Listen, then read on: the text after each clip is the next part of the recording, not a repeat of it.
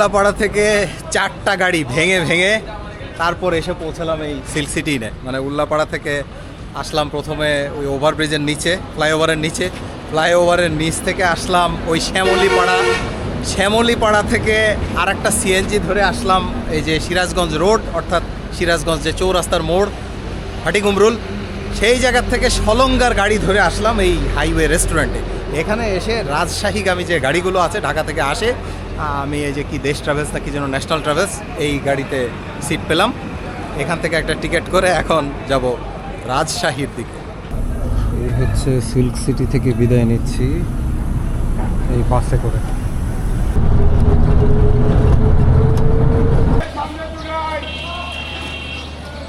শুভ সকাল। আজকে মধুমতি এক্সপ্রেস ট্রেনের রেক পরিবর্তন হচ্ছে। এতদিন চলতো ইন্দোনেশিয়ান ইনকা রেক নিয়ে, আজকে থেকে চলাচল শুরু হবে LHB রেক নিয়ে। তো সেই যাত্রার জন্যই আমি চলে এসেছি শুরুর স্টেশন একেবারে রাজশাহী রেলওয়ে স্টেশনে। এখন আমি অবস্থান করছি রাজশাহী রেলওয়ে স্টেশনের বাহিরে। ঘড়িতে সময় সকাল 6টা, ভোরের আলো কেবল ফুটতে শুরু করেছে। তো স্টেশনে প্রবেশ করি আর দেখি যে LHB রেকটা কেমন হয়। LHB রেক এর আগের যে পুরনো ব্যবহার হয়েছে কোনো না কোনো ট্রেনে, তেমন কোনো একটি ট্রেনের রেকই দেয়া হয়েছে।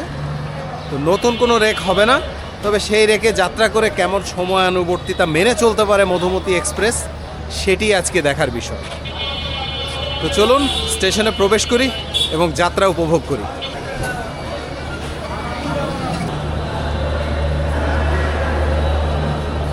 আলোকোজ্জ্বলময় রাজশাহী স্টেশন দেখা যাচ্ছে। তবে এখানে এই যে হোটেল সিটি প্লাস যেটা আছে, এই হোটেল কিন্তু আজকে খোলা নেই, মানে হোটেলই বন্ধ।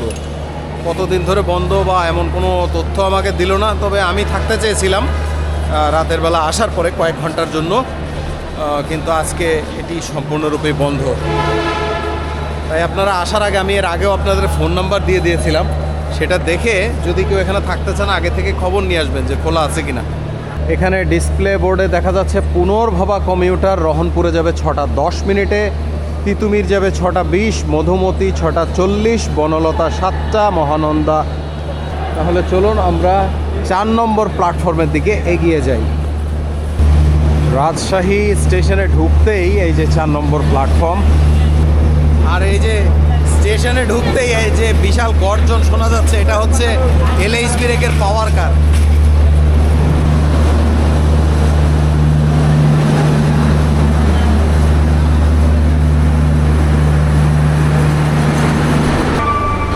এই হচ্ছে LHB রেকের শোভন চেয়ার বা নন এসি যে শোভন চেয়ার শ্রেণী, সেটি।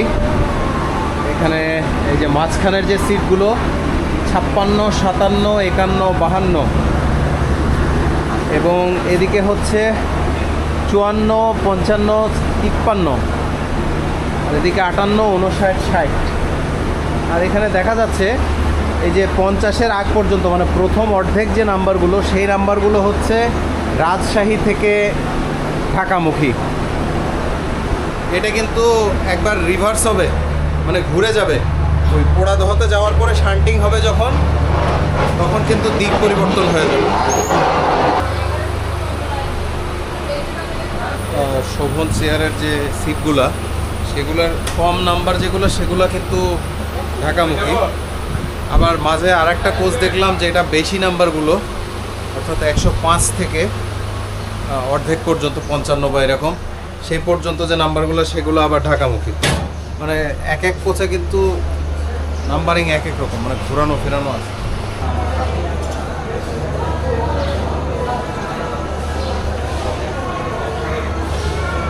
শুধুমাত্র এসি কোচ বলতে এই যে এসি কেবিনগুলো আছে, এসি কেবিন এই LHB রেকের কেমন হয় তা আমি আপনাদের আগেও দেখিয়েছি, আজকেও তার কোনো ব্যতিক্রম নয়। এক পাশে 4 জন আর এক পাশে 4 জন, মোট 8 জন এখানে বসে যাত্রা করতে পারবে। যদিও উপরে এটা স্লিপিং বার্থ, তবে এই ট্রেন যেহেতু রাতে চলাচল করে না, তাই এটা স্লিপিং বার্থ হিসেবে ব্যবহার হবে না। পাওয়ার সকেট আছে চার্জ দেওয়ার জন্য, একটা আয়না আছে, আর নিচে ডাস্টবিন দেয়া আছে। যদি ওয়াশরুমটা দেখি, ওয়াশরুমে এখানে সাবান, টিস্যু পেপার সব দেয়া আছে। এটা হচ্ছে হাই কমোড, আর এই যে হ্যান্ড শাওয়ারও আছে। এবং ওয়াশরুম এখনো পর্যন্ত দেখা যাচ্ছে মোটামুটি পরিষ্কার।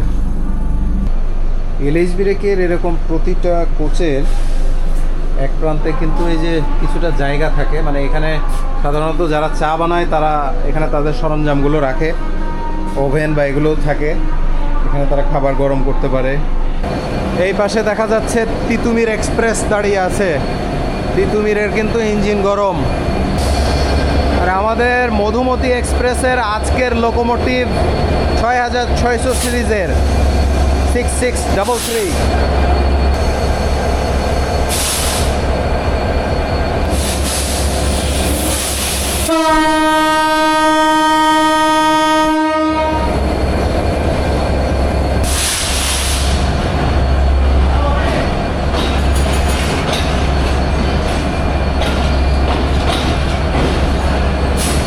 চলে গেল তিতুমির শিলাহাটির উদ্দেশ্যে।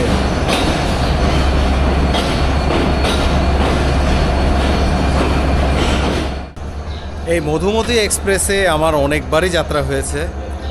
একেবারে আগে যখন যে ইরানি ভ্যাকুয়াম রেক নিয়ে চলতো তখনও আমি আপনাদের যাত্রা করে দেখিয়েছি। এরপর যখন বছরখানেক হয়েছে, খুব বেশি দিন হয়নি, গত বছরই যখন ইনকা রেক দিল সেদিনও প্রথম দিনে আমি যাত্রা করে আপনাদের সাথে সেটি দেখিয়েছিলাম। এরপরে আবার এই 2025 সালে এসে রেক পরিবর্তন হচ্ছে, তবে পুরাতনই একটি রেক দেওয়া হয়েছে, তবে মধুমতির জন্য এটা নতুন, সেটা আমি আপনাদের দেখালাম। এই এলএইচ ব্রেক, এখন এই রেকে যাত্রা কেমন হয় সেটি দেখব। আশা করি যাত্রা ভালোই হবে। আজকে এই ট্রেনে যাত্রা করার জন্য অনেকেই আমাকে কমেন্ট বক্সে কমেন্ট করে জানিয়েছেন, বেশ কয়েকদিন থেকে আমাকে কমেন্ট করছেন।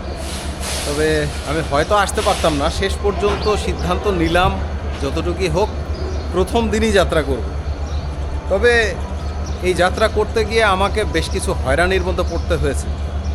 আসলে সবসময় বাংলাদেশ রেলওয়েকে ধন্যবাদ দেই, কারণ রেলকে যাত্রা মাধ্যম হিসেবে আপনারা সবাই পছন্দ করেন, কিন্তু প্রকৃতপক্ষে বাংলাদেশ রেলওয়ে আমার কাছে যেটা মনে হয়, এবং গতকালকের ঘটনা থেকেও যেটা মনে হলো, যে আমরা রেলওয়েকে পছন্দ করি, ভালোবাসি, ব্যবহার করি, কিন্তু রেলওয়ে আমাদেরকে গোনায়ও ধরে না। রেলওয়ে আমাদের প্রতি কোনো দায়িত্ববোধ নাই, কোনো রেসপন্সিবিলিটি তাদের নেই। গতকালকে একটা দুর্ঘটনা ঘটে এই রাজশাহী স্টেশনে, যে জন্য একটি ট্রেনের ঢাকা যেতে বিলম্ব হয়, এবং যেহেতু বিলম্ব হবে সেহেতু সেটি ফিরে আসতেও বিলম্ব হবে। আর আমি ছিলাম তখন উল্লাপাড়ায়, তো উল্লাপাড়া থেকে আমি রাজশাহী আসার জন্য টিকিট করি, কিন্তু যেহেতু সেই ট্রেনটি 5 ঘন্টা থেকে 6 ঘন্টা বা তার বেশি সময় বিলম্ব হবে, তো সেই ট্রেনে আসলে তো আমি আর এই ট্রেন ধরতে পারবো না। তো সেজন্য আমি সেই ট্রেনে আসতে পারিনি, আমাকে অনেক হয়রানি করে আসতে হয়েছে। তো সেটা পরেই বলি, কিন্তু আমার কথা হচ্ছে যে মানুষের এখন 5-6 ঘন্টা কিন্তু অনেক বড় একটা সময়। আপনি চিন্তা করেন, 5-6 ঘন্টায় মানুষ দেখা যাচ্ছে একটা জায়গায় যাচ্ছে, যে 2-3 ঘন্টায় কাজ সেরে পরবর্তীতে 2-3 ঘন্টা পরে বা 4 ঘন্টা পরে অন্য আরেকটি কাজে যাওয়ার জন্য কিন্তু প্রস্তুত হয়ে যেতে পারে। এটাই হচ্ছে সময়। কিন্তু যেখানে বিলম্বই থাকবে 5 ঘন্টা বা 6 ঘন্টা বা 7 ঘন্টা, সেখানে মানুষের কাজের পরিকল্পনা কিভাবে কি হবে, মানে কর্মসূচি তো পাল্টে যাবে বা এটা বিঘ্নিত হবে, ক্ষতিগ্রস্ত হবে। তো রেলের আমি কমপক্ষে আশা করেছিলাম এই আধুনিক যুগে, এই ডিজিটাল যুগে, এই সময়ে এটা অন্তত করা উচিত, যে যখন কোনো এরকম দুর্ঘটনা ঘটবে বা ট্রেনের বিলম্ব হবে, এটা তো রেলওয়ে তো জানতেই পারে। জানার সাথে সাথে তারা কমপক্ষে একটা মেসেজ দিয়ে দেবে যারা টিকিট কেটেছে, কারণ এখন মোবাইল ফোন নাম্বার ছাড়া বা রেজিস্ট্রেশন ছাড়া কোনো টিকিটই হয় না। তার মানে রেলের কাছে কিন্তু সমস্ত যাত্রীর ফোন নাম্বার আছে, সে যেইখান থেকে টিকিট কিনুক না কেন। কাজেই একটা SMS কিন্তু দিতেই পারে যে আমাদের ট্রেনের কিন্তু ঘটনা ঘটে গেছে, দুর্ঘটনা। কাজেই কেউ চাইলে ফেরতও দিতে পারেন, এবং ফেরত দেওয়ার জন্য কিন্তু দরজা ওপেন করে দেওয়া উচিত। কারণ এই ক্ষেত্রে যদি মানুষ টিকিট ফেরত দেয়, এটা কিন্তু সেই মানুষ তার কোনো গাফিলতির জন্য টিকিট ফেরত দিচ্ছে না যে টাকা কেটে রাখবে, টিকিটটা ফেরত দিচ্ছে রেলের সমস্যার কারণে। হ্যাঁ, দুর্ঘটনাকে মেনে নিয়েই বলছি যে দুর্ঘটনা ঘটতেই পারে, কিন্তু সেটাকে মেনে নিয়ে যাতে রেলও সতর্ক হয়, যাত্রীদের প্রতি সহৃদয়বান হয়, তাদেরকে শেয়ার করে, এবং যাত্রীরাও যাতে অবস্থা বুঝে ব্যবস্থা নিতে পারে তেমন একটা রাস্তা যাতে রেলওয়ে করে দেয়। এটাই আসলে যাত্রীদের কাম্য, বা যাত্রীরা এটা আশা করে। যাত্রীরা আশা তো করতেই পারে, আশা কি, এটার দাবি রাখে, কিন্তু রেলওয়ে এরকম তো কিছু করলোই না। যদিও আমি উল্লাপাড়া স্টেশনে যখন ওই মাস্টার সাহেবের সাথে আমি কথা বললাম যে এখন আমি কিভাবে যাব, আমি তো না গেলে আমার সমস্যা হয়ে যাবে, তো কোনো জবাবই দিতে পারলো না, বললো আমাদের করার কিছু নেই। তো উনিও বললেন যে হয়তো এটা চাইলে রেলওয়ে পারতো যে একটা মেসেজ করে দিতে, যাতে যারা যাত্রী আছে তারা যাতে তাদের মতো ব্যবস্থা গ্রহণ করতে পারে। কেউ টিকিট বাতিল করতে চাইলে, যাত্রা বাতিল করতে চাইলে যাত্রা বাতিল করে টাকা ফেরত নিতে পারে। রেলওয়ের কমপক্ষে একটা সরি বলা তো উচিত ছিলই। সে লেট করবে, তার জন্য ক্ষমাও চাইবে না।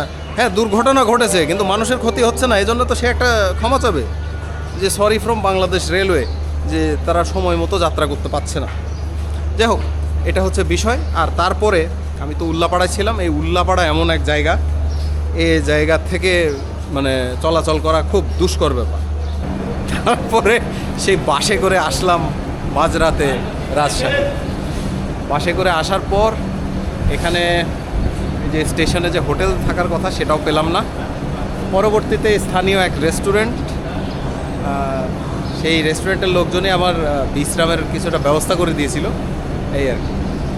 এই যে এই ট্রেনটাই সম্ভবত গতকালকের ঘটনায় দুর্ঘটনা কবলিত। এই যে ঘষাঘষি লাগা দেখা যাচ্ছে, তো এটাই সম্ভবত দুর্ঘটনাটা ঘটেছে। এই যে বেশ কিছু জায়গায় ভচকে গেছে, এগুলো এখন মেরামত করতে হবে। এই যে পাদানি, যেগুলো যে পাদানিতে পা দিয়ে উঠবে, এই পাদানিগুলোও সব ভচকে গেছে। অর্থাৎ এই কোচগুলো মেরামত করার আগ পর্যন্ত কিন্তু এই কোচে ব্যবহারই করা যাবে না। সবচেয়ে গুরুতর আঘাতপ্রাপ্ত যে কোচ সম্ভবত সেইটাই, এই যে এখানে দেখা যাচ্ছে, এই কোচেই সবচেয়ে বেশি আঘাতপ্রাপ্ত হয়েছে। মানে এটা এখন সৈয়দপুরে পাঠিয়ে দিতে হবে। সৈয়দপুর কিন্তু আসলেই খুব ভালো কাজ করে। সময় প্রায় হয়ে গেছে, আমাদের গাড়ি কিন্তু প্রস্তুত এবং ইঞ্জিন কিন্তু গরম হয়ে গেছে। ঘড়িতে সময় 6:37। আমাদের ট্রেন আর 3 মিনিটের মধ্যেই ছেড়ে দিবে। আশা করি একেবারে সঠিক সময়ে আমাদের ট্রেন ছাড়বে।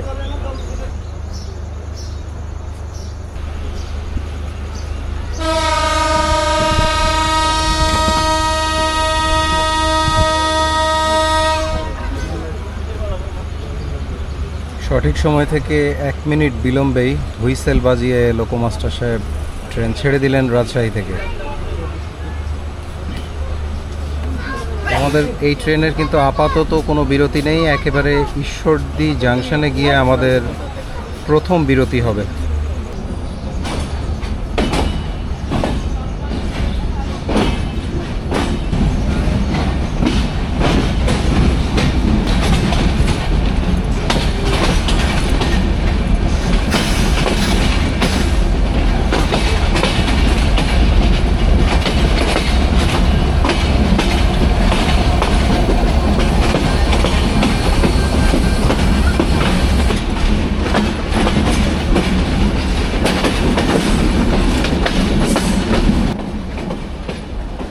মধুমতি এক্সপ্রেস, যা ট্রেন নম্বর 756, বাংলাদেশ রেলওয়ে কর্তৃক পরিচালিত পশ্চিমাঞ্চলের একটি জনপ্রিয় আন্তঃনগর ট্রেন, উত্তরবঙ্গের বড় শহর রাজশাহী থেকে ভাঙা ও পদ্মা সেতু দিয়ে রাজধানী ঢাকা রুটে এই ট্রেনটি চলাচল করে।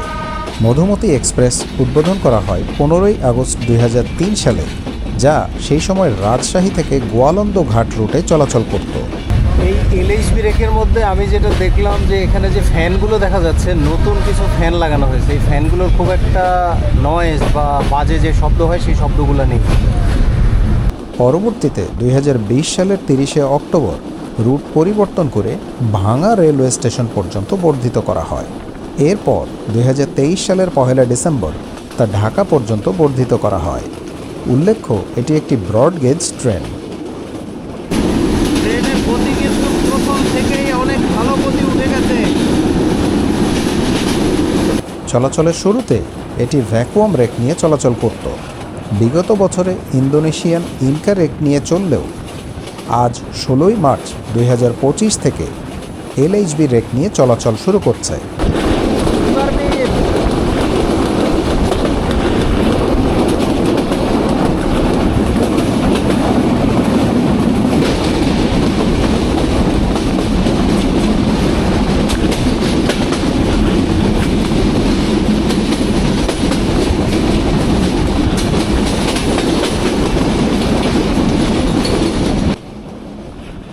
মধুমতি এক্সপ্রেসের বিরতি স্টেশনগুলো হচ্ছে Ishwardi junction, Pakshi, Bheramara, Mirpur, Poradaha junction, Kushtia court, Kumarkhali, Khoksa, Pangsha, Kalukhali junction, Rajbari, Pachuria junction, Amirabad, Faridpur, Talma, Pukuria, Bhanga, Shibchar, Padma, মাওয়া এবং সর্বশেষ ঢাকা রেলওয়ে স্টেশন। সর্বমোট যাত্রার সময় প্রায় 8 ঘন্টা। আমাদের ট্রেন একদম হার্ড ব্রেক করে থেমে গেল, আর আমি সামনে দেখতে পাচ্ছি যে রেলগেট, সেই রেলগেট পড়েনি, হয়তো এই জন্যেই লাল বাতি জ্বলে গেছে এবং আমাদের ট্রেন একদম হার্ড ব্রেক করে থেমে গেছে। ওই যে সামনে দেখা যাচ্ছে রেলগেট দিয়ে এখনও গাড়ি চলাচল করছে।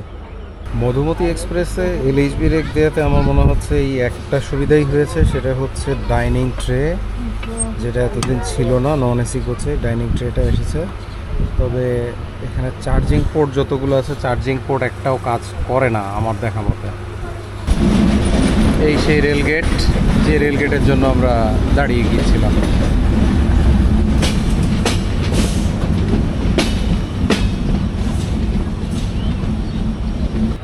এই স্টেশন সম্ভবত এই পাশে দেখে মনে হচ্ছে সর্দ রোড।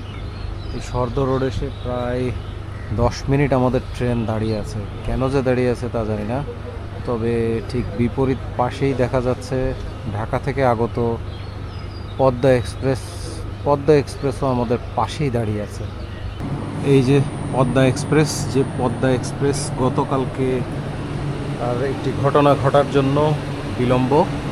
এই ট্রেনের রাত্রে 3:30টার দিকে রাজশাহী পৌঁছানোর কথা, অথচ এখন মনে হচ্ছে এই ট্রেনে আসলে এখানে নেমে তারপরে এটাই উঠতে পারতাম যদি বিলম্ব করে আসতাম। তবে এটা তো আসলে কোনো নিশ্চয়তা নেই, এই ট্রেন এখানে থামতেও পারে, নাও পারে। কাকে থামিয়ে কাকে ছাড়বে এটা তো বলা দুষ্কর। আয়নার সমেত বেসিন এবং সাবান দেওয়া আছে। এলএইচবি রেক নিয়ে আজকের এই প্রথম যাত্রায় এই অবস্থা। এত মনে হচ্ছে ঢাকা পৌঁছাতে 1 ঘন্টা বা তার বেশিও বিলম্ব হয়ে যেতে পারে। পৌঁছানোর কথা 2টায়। অবশেষে প্রায় 15 মিনিটের মতো একটা যাত্রা বিরতি করে আমাদের ট্রেন ছাড়লো।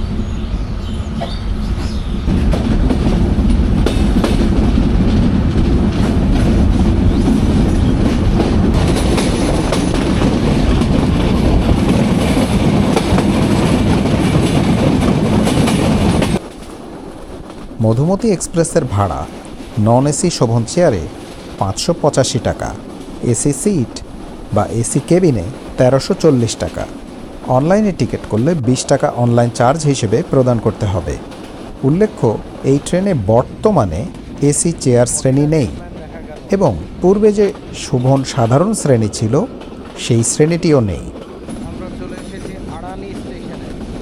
এই ট্রেনটি হার্ডিংস ব্রিজ এবং পদ্মা সেতু অতিক্রম করে ঢাকা পৌঁছায়, ফলে এর অতিক্রম করা দূরত্বও বেশি হয়। এজন্য ঢাকা রাজশাহী অন্যান্য চলাচলকারী ট্রেনের ভাড়ার তুলনায় এই ট্রেনের ভাড়াও বেশি হয়ে থাকে। এই ট্রেনটি হার্ডিংস ব্রিজ এবং পদ্মা সেতু অতিক্রম করে গিয়ে ঢাকা পৌঁছায়, ফলে এর অতিক্রান্ত দূরত্বও বেশি হওয়ায় এর ভাড়াও ঢাকা রাজশাহী অন্যান্য ট্রেনের তুলনায় বেশি হয়।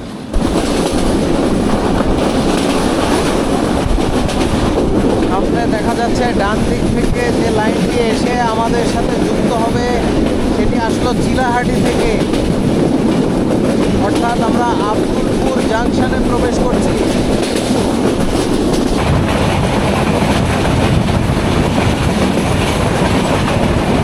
চলে আসলাম আব্দুলপুর জাংশন, আর আব্দুলপুর জাংশনে দেখা যাচ্ছে সামনে 3টা ট্রেন দাঁড়ানো আছে।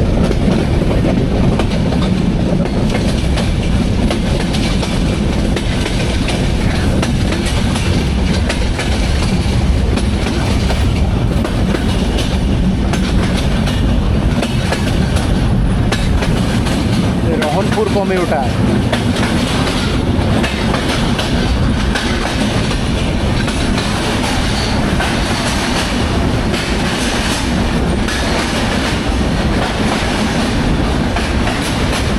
রহনপুর কমিউটার, বিটিও এবং একদম ওই পাশে হচ্ছে তিতুমির এক্সপ্রেস। আর আব্দুলপুর আপনারা কেউ আসলে আব্দুলপুরের পুরি খেতে ভুলবেন না।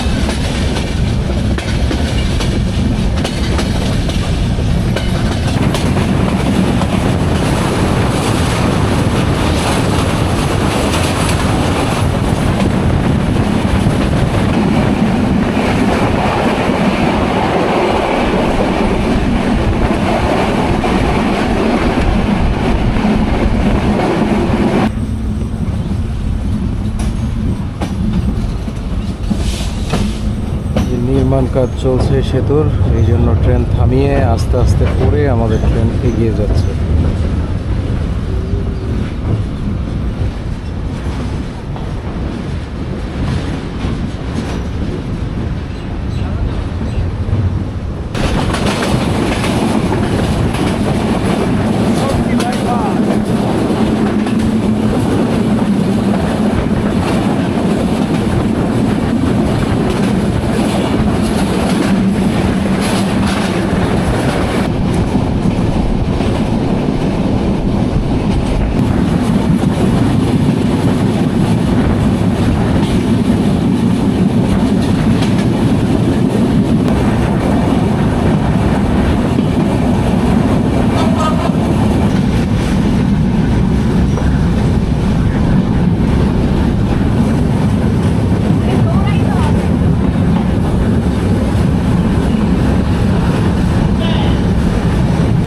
আসলাম বাংলাদেশের সবথেকে বড় জাংশন স্টেশন ঈশ্বরদীতে।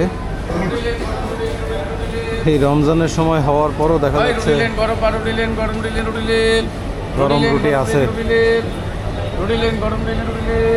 চমৎকার ঈশ্বরদী স্টেশনে একটু না নামলে কেমন হয়। এখানে নেমেই দেখলাম লোকোমোটিভ খুলে নিয়ে গেল। এমনই অবস্থা, এখানে ঢাকাটা লিখতেও পারিনি, মানে মার্কার পেন দিয়ে ঢাকা লিখে রেখে দিয়েছে। যা মনে হচ্ছে এই যে 6547 এই লোকোমোটিভটাই লাগানো হবে। সিরিয়াল নাম্বার দেখে মনে হচ্ছে WDM 3D। কি পিকিউলিয়ার এক সিস্টেম, পর্দা দেয়া। পর্দা দেয়া মানে বুঝতে হবে এখন রমজানের সময়, এবং এটা একটা খাবার দোকান। ঘড়িতে সময় 8:13, আমাদের ট্রেন ছাড়লো। এখানে 8টাতেই ছাড়ার কথা, মানে 13 মিনিটের ধাক্কায় গিয়ে পৌঁছালো বিলম্বটা। ঈশ্বরদীতে 20 মিনিটের বিলম্ব, মানে যাত্রা বিরতি ছিল, কিন্তু 20 মিনিট যাত্রা বিরতি করেনি।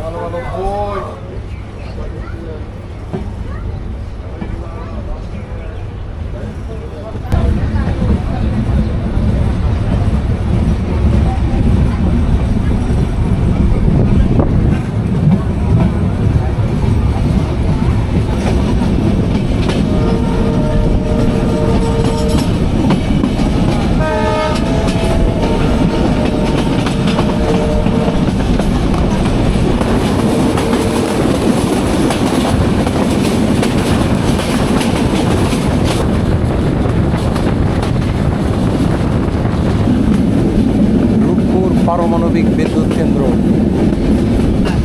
আর আমরা চলে এসেছি পাকশি স্টেশনে। পাকশি স্টেশনে আমাদের ছোট্ট একটা বিরতি হবে।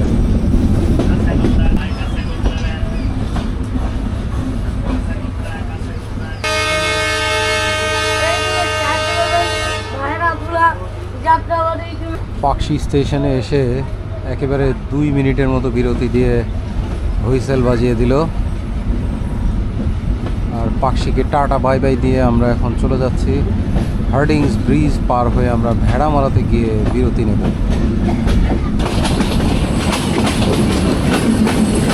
নদীর নাম পদ্মা নদী, ব্রিজের নাম হার্ডিংস ব্রিজ।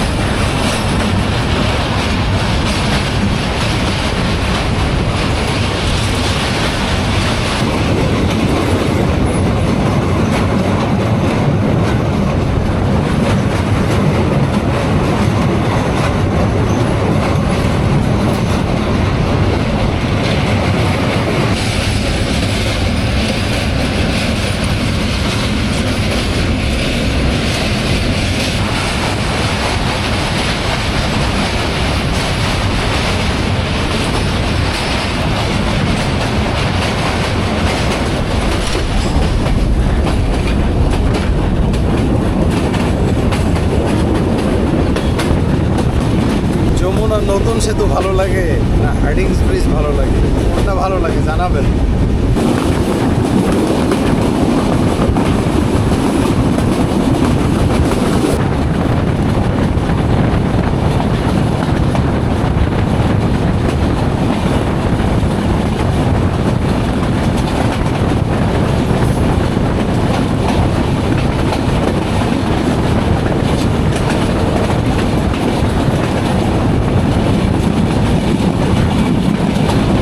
চলে আসলাম ভেড়ামারা স্টেশনে।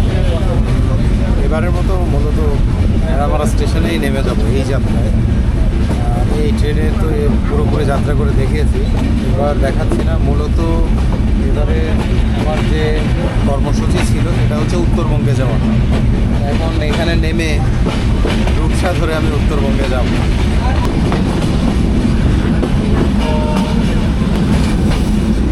চলে আসলাম ভেড়ামারা।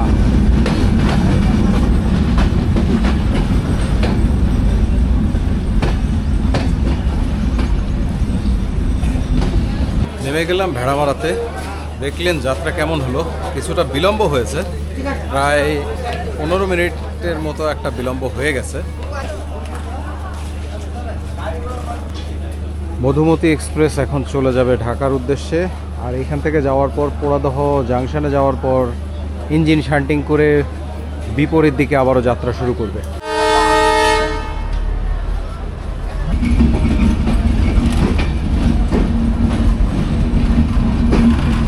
খোদা হাফেজ মধুমতি। এবার আমি যাই এদিকে।